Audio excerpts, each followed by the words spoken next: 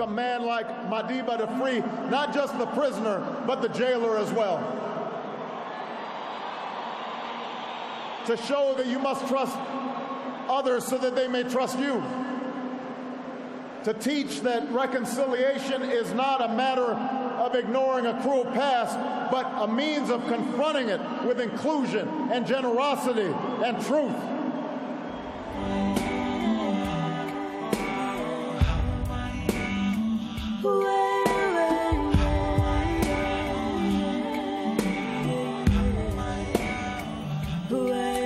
Those are powerful words from U.S. President Obama, a testament to the life of a man who at times has been reviled, rejected, and in his later years revered and respected. Welcome to the Voice of America's look at the legendary life of Nelson Mandela, his impact on our world, and the way he inspired and shaped attitudes about race, forgiveness, and the nature of leadership, not just in his native South Africa, but around the world and right here in the United States. Welcome to the Voice of America's special report on Nelson Mandela. I'm Millar Sega. And of course, joining us in this discussion to discuss the indelible impression this remarkable man has left us is Greg Carr, Associate Professor of Africana Studies at Howard University, and of course, Nicole Lee, President of Trans-Africa. That's the oldest African-American foreign policy organization still operating in the United States. Thank you both for joining us. Thank you. And Nicole, let me begin with you. On Tuesday, more than 90 world leaders attended Nelson Mandela's memorial. Among them, from the U.S. alone, included one sitting president, 3 former presidents, 1 would-be president. That's not bad at all for a one-term president, is it? I mean, what is this man's influence on the world that he could bring so much attention? I mean, I think that for so many of us, we see him as the elder statesman, the statesman for statesmen, the freedom fighter of all freedom fighters, and truly the father of a nation, but also the father of a new era. And, you know, the more I reflect upon, you know, what we've all been through, well, the world knew that he was frail, and he was 95. And Madiba's time would most likely come to an end. We had time to prepare. We had time to prepare, and yet we were so ill-prepared. And I've been likening it to children, that you know that your parents will pass, yes, and yet you just can never really be prepared. And I think a lot of that has to do with we relied upon him so much to tell us which way forward, because he had done something that we all thought was impossible. He reconciled a nation that really should, for all practical purposes, historical purposes, should have gone into civil war. Sure. And yet he was able to hold it together. And not only that, he was able to provide leadership for the continent of Africa. And then not only that, he was able to provide leadership for the world. I think that certainly 90 world leaders is quite a testament. But the fact that all of our thoughts, whether they're personal thoughts or political thoughts, all of our thoughts have really turned to what he meant to us. And I think there's so much we can all really glean from his life now that we know we're not going to be able to hear his wonderful words, his new words. We're going to have to come up with visions of our own that can live up to his legacy. And Dr. Carr, I guess to Nicole's point, it's now up to us, isn't it? Yes, I mean, and I think it always has been. You know, as Nicole can certainly attest, when you see the anti-apartheid movement in this country, Trans-Africa certainly leading in that. People in South Africa didn't know what Mandela looked like at this age. The iconic images, really the ones that adorned our T-shirts in the 1970s and 80s and 90s. The anti-apartheid movement was real, and it was a global movement. Young people particularly involved. Nelson, Winnie Mandela, and the others, the many others. Hector Peterson killed at Soweto. Steve Biko, Robert Sobukwe. You know, Mandela really leaves us the testament that one man, one woman, is really representative of many people. And I think that's really the challenge. And Greg, we've heard all sorts of tributes and accolades this week, but you as an educator, you have to know this. Nelson Mandela was certainly the iconic and revered figure, but not always. He hasn't always been that figure. Well, you know, it's interesting. I think he has always been that figure for his people. he hasn't always been that for other societies, perhaps other governments, which in is the United States. The deep irony.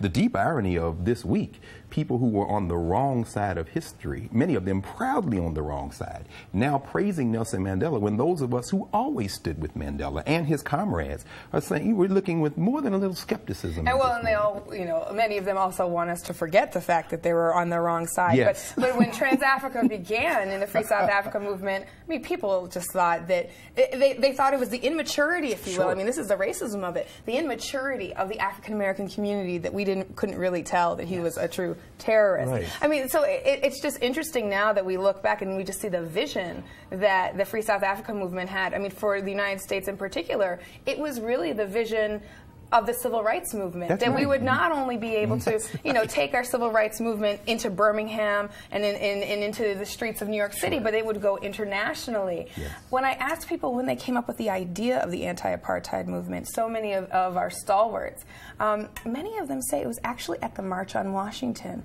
where a group of them were talking and they thought, this is amazing. So what are we going to do? I do want to get to that, but first we need to talk about the kind of outsized impact that he had on many people, because, you know, whatever your politics, Nelson Mandela always made a strong impression on the people he met. VOA correspondent Mariama Diallo spoke with California Congresswoman Maxine Waters.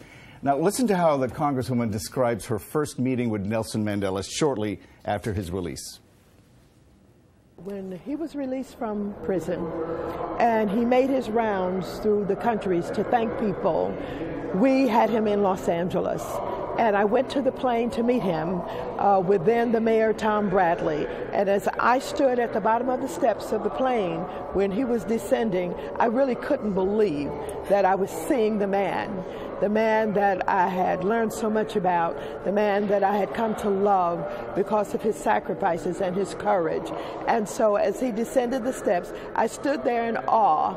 And then with his warm smile and his embrace, I felt as if, you know, I had reached that point in my life where I had truly met my hero.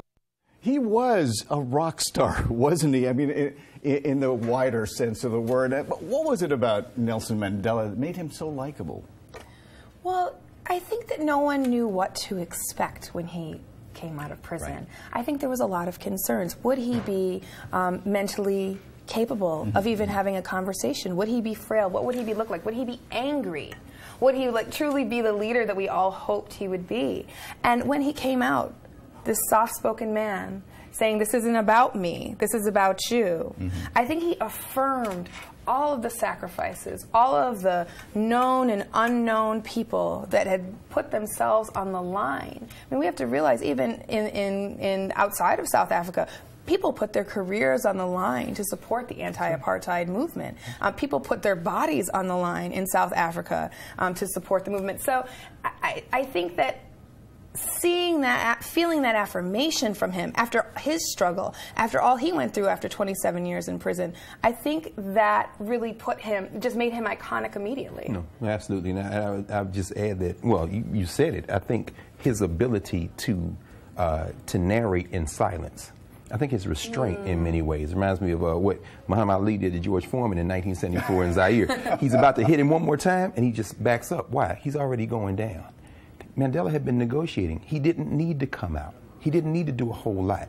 His words he chose very carefully, which I'm sure is a function of being in prison for 27 years. It seemed to me that one of his many talents was his ability to look at the larger perspective, the larger scope, the larger arc of what he was doing. And I think for most of us it's very difficult to say, I'm going to wait 20 years to do this because I want it now.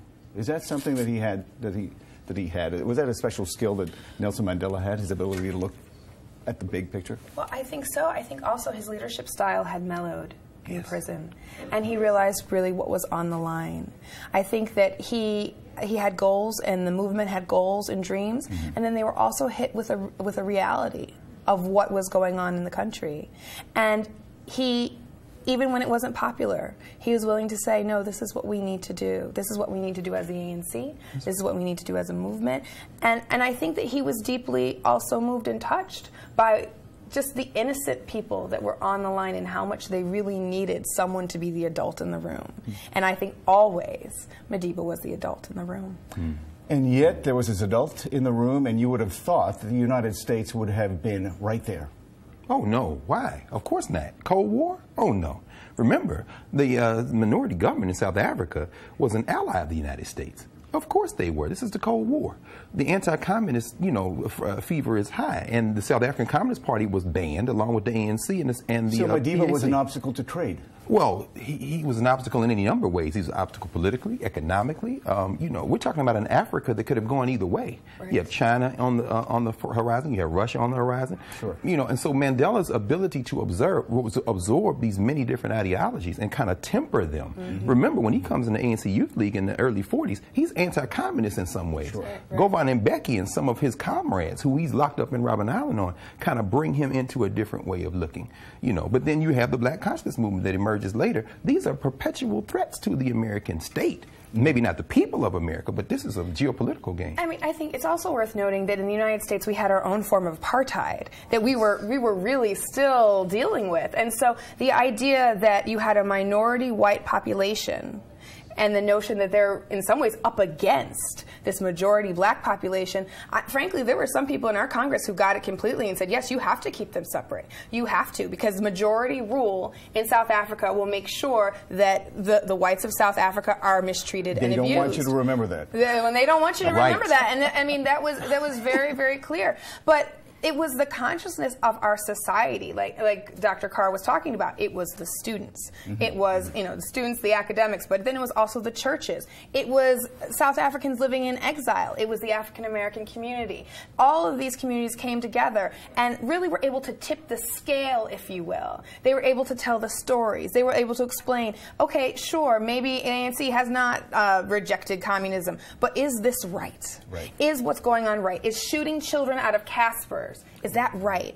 Is keeping people from their jobs and raping and torturing women in prison, is that right? And we were able to shift to the point that and I believe, you can tell me, Dr. Carr, it was the only time that a Republican Congress overturned a veto from a Republican president on an international issue. There were some politicians who did step forward, and one of the many Americans closely following the tributes to Nelson Mandela, of course, is former Virginia Governor Douglas Wilder. Now, Mr. Wilder is the nation's first elected African-American governor, and he had a special relationship with Mr. Mandela.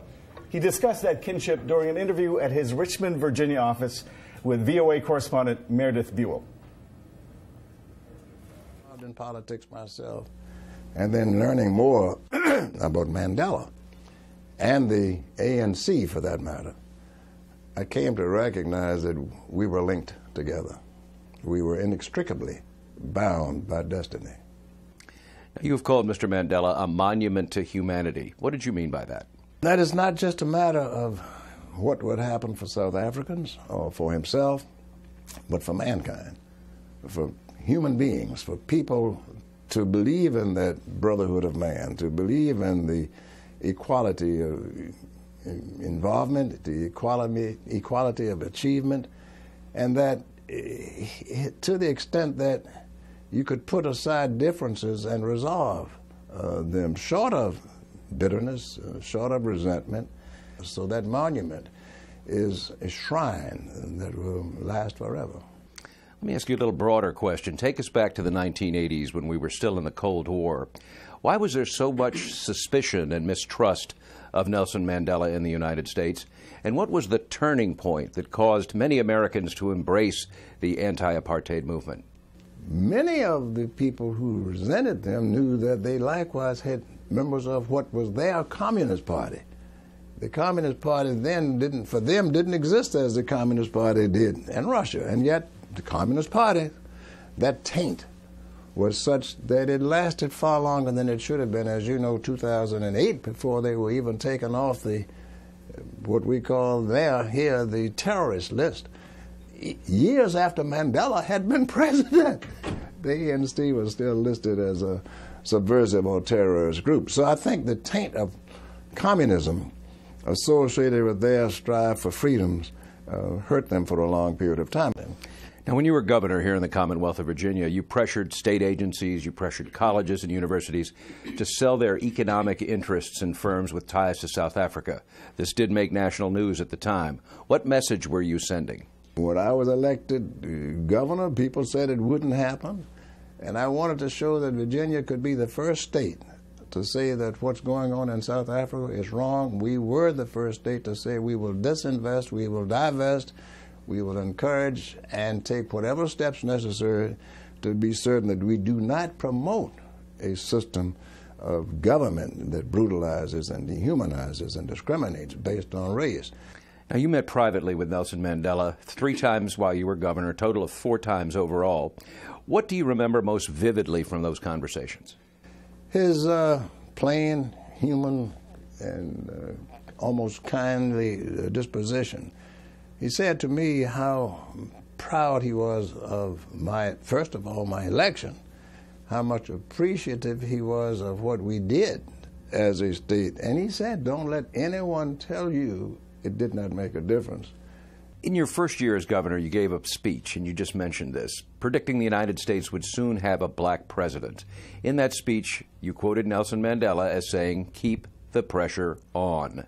Do you believe doing that helped elect you governor of Virginia and Barack Obama as president of the United States? Barack Obama has said to me, and he's written on occasions, that he knew that he stood on the shoulders of so many, many people who provided opportunities for him, as I think Mandela and others, Martin King and others, provided opportunities for me. Finally, Mr. Mandela leaves a very broad legacy. What do you think he will be most remembered for? Well, a moral giant is what he is and what he was. Accomplishment in the face of every obstacle known. And that's a lesson for Africa, for America, for the world. For the entire world. It's the moral giant of humanity saying, rise, and you can make it. Governor, thank you very much. Thank you. Perfect. Thank you very much. Doug Wilder, who of course described Madiba as a moral giant, and yet, as recently as 2008, I don't know how many people know this, Mandela was on the U.S. terrorist watch list. How can that be? Or was that an oversight? What happens here? What happened?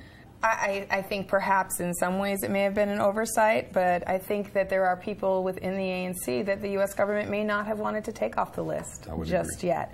And certainly while there are parts of the U.S. government that had to accept the fact that Nelson Mandela was president and that the ANC was power, they certainly didn't have to like it or really support it. And I think that that is an indication, the fact that that oversight could even happen is an indication of the complexity of U.S. politics. It was a convenient oversight. It was something that they did not want to deal with immediately. Yes. Well, I mean, yeah, it would have been a PR disaster. We'd have made a point of it. But sure, I mean, if you're on that list, it seems to me that you're probably able, if you're a government, to engage in some activities that it might be more difficult to engage in if you weren't on the list. So everything from surveillance to... At least in 2008, it might have been a little bit more difficult, but now... Right, listen to everybody. But yeah, I agree with Nicole. I think...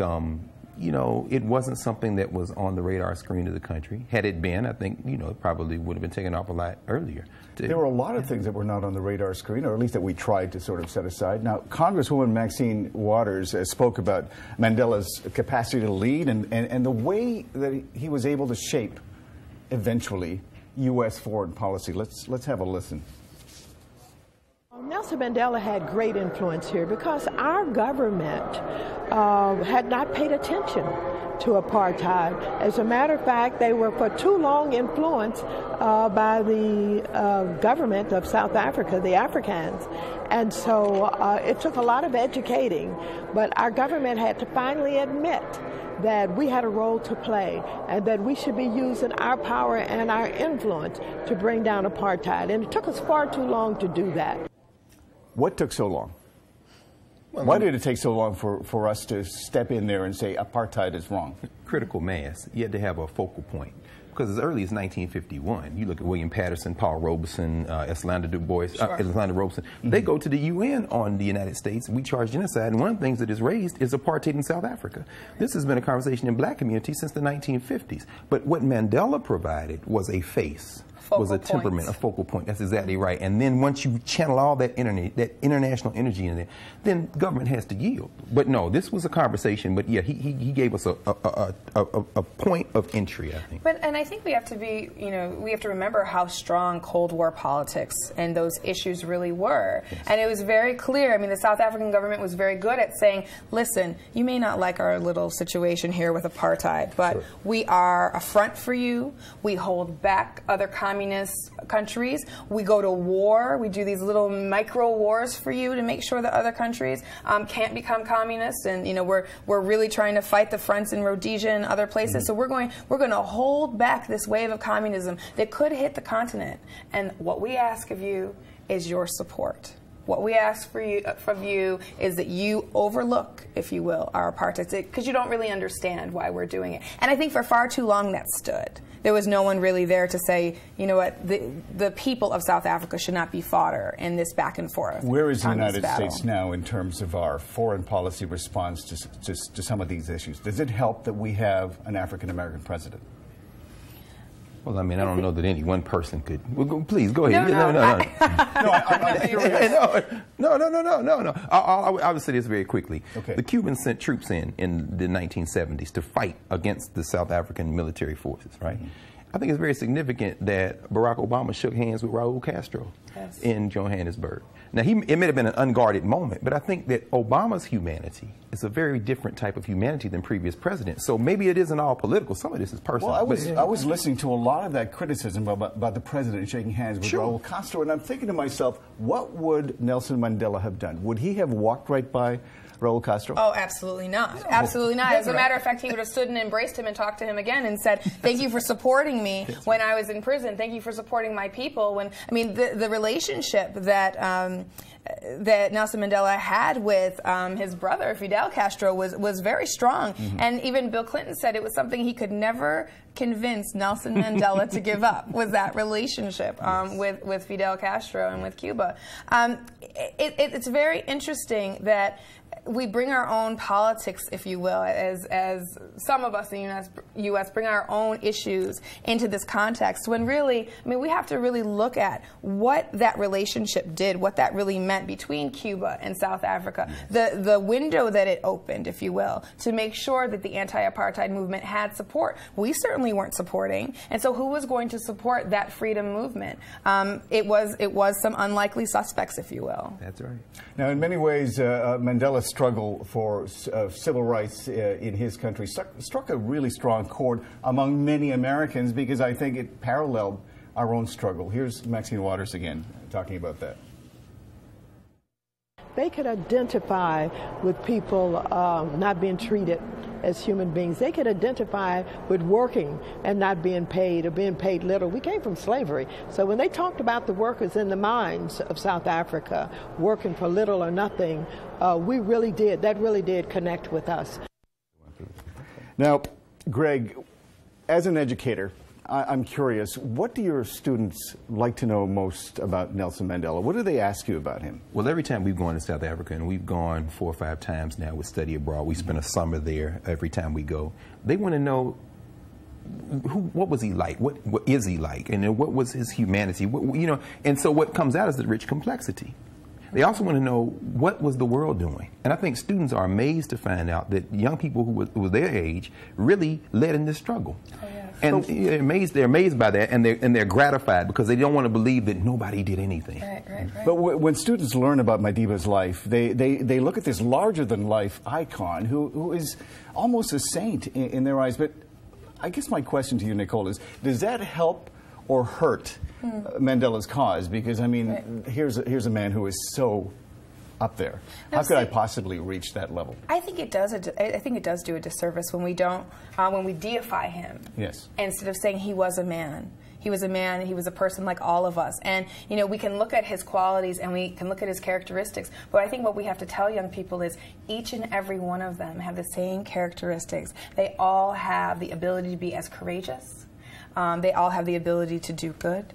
They all have the ability to work for a collective cause. But we have to tell them the history and tell them the stories. Not start with when he walked out of prison with his fist raised. But we need to go back and tell the story of when he was arrested and was brave enough to say, this is a cause I'm willing to die for. This is a man who knew, and this is one of his most famous quotes, is, it always seems impossible until it's done. Let's not start at where it's done. Let's go to where it was impossible and tell those stories. That will give young people the faith and courage to move forward in the apartheid of today. Because today we still have apartheids going on around the planet. We need young people to understand that and to act. And I think by telling the story from the beginning to the end, not just in the nice middle and to end, when we tell the real story, that's where the power comes from. And Dr. Carr, in one of your tweets during the memorial to Nelson Mandela, you suggested that the struggle is only just beginning. Aren't we at least halfway there or partway there? No, I don't think we can put a measure on it. I mean, the struggle will continue until it's won, and it will probably have to continue the day after that until it's won again. I mean, this was, as Nicole, as you spoke to on at the memorial, Alan Bozak, I thought was very passionate in that. Ambassador Rasul, he said, don't get this confused because you had a black president in South Africa and one in the United States of America. This struggle has only begun. He talked about a common humanity, and that's what Madiba talked about as well. This problem can only be solved by people communicating with each other and building a better society, and that's what Mandela did, first within his group and then expanded beyond to the South African people generally, including whites, coloreds, Indians, and others, and then to the world. And as we discussed earlier, you suggested this was a very good teachable moment. Where does Trans-Africa go from here? How do you use this message and try to spread it out there? No, I mean, it's been an amazing moment for us. It's been a moment of remembrance and reflection. It's been mourning. I mean, in so many ways, Madiba was so much a part of our history. But we really are taking up the cause now, and we know that his legacy is really us. It's what we as a community do, and it's what we are committed to changing, because there's so much in the world that needs to be dealt with. There are issues of Afro-descendants around the world, from Brazil to Senegal. There are issues of militarism that need to be dealt with. These are all things that Madiba was talking about when he was still in service to South Africa. I think now what we do is take up that cause and realize, yes, the father may be gone, but the children are here, and the children need to grow up and really take that mantle, lift up that torch with both hands. In President Obama's powerful eulogy, that's, in fact, I thought what was so nice about that speech was that he exhorted youth, not just in South Africa, but around the world, to carry on. Yes. But will there ever be another Nelson Mandela? Of course, and of course not. There won't be another Nelson Mandela the man, but there will always be a Nelson Mandela. Circumstances require women and men like Mandela. It was Harriet Tubman. It was Miriam Makeba. It was Nat Turner. It was. I mean, you can name. Nelson Mandela was the embodiment, if you will, of a history of struggle, he was of his generation, the embodiment of the spirit, if you will, of struggle and victory and triumph. Yes. And I mean that's really what I think is so powerful. Yes. Yes, we're hearing some of those stories now. As you know, there's another movie about Mandela that's actually playing right now. There's so many stories out there. Is this story ripe for more generations to learn about it? How do we keep this relevant to a younger generation, many who don't know much about Nelson Mandela? I think people have to see themselves in history. Yes. Martin King, Ralph Abernathy, these guys were in their 20s. Rosa Parks was considered the mother of the Civil Rights Movement because she was 43 years old. Right. Mandela went to jail. He started at 35. Well, younger than that in the ANC Youth League. The story of Nelson Mandela really is just the beginning. We have to tell the story of Robert Sobukwe. We have to know the story of the Black Consciousness Movement, the ordinary heroes. We have to know our own history. Martin King talked about Mandela and apartheid. You know, this wasn't, you know, this, in other words, this is the beginning of the story. And any single movie, any single project can't narrate that narrative, because ultimately this is the narrative of ordinary people. But I think we also need to understand that today now we have so much more at our disposal. When I talk to people that were involved in the Free South Africa movement, they say we were amazed when all of a sudden we had this machine and we could dial up a number and send things around the country. It was called a fax machine. We could keep this conversation going for a long time, and I hope it does, actually. So, Nicole Lee at Trans-Africa, thank you for joining us, and Dr. Greg Carr, pleasure to meet you. Pleasure. And thank you to Congresswoman Maxine Waters and Virginia Governor Douglas Wilder. That's all the time we have, but I'm Millar Sega, and on behalf of the Voice of America and our correspondents, thank you for joining us. Thank you. Where